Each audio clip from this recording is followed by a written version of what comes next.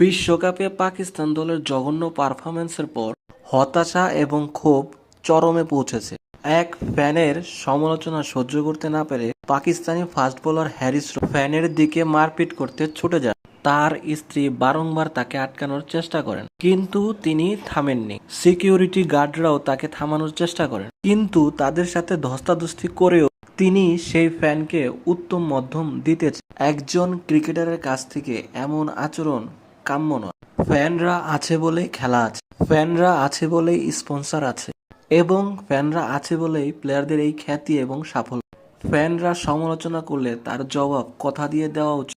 পাকিস্তান দলের পারফরমেন্সের জন্য তাদের সমালোচনা হওয়াটা খুবই স্বাভাবিক। তার জন্য এভাবে মারপিট করাটা কি ঠিক? প্লেয়ারদের আরো সংযত হওয়া উচিত এবং ফ্যানদের সমালোচনা সহ্য করতে শেখা উচিত। আপনার কি মনে হয় হ্যারিস রফ ঠিক করেছেন? কমেন্টে জানান এবং আমাদের চ্যানেলটি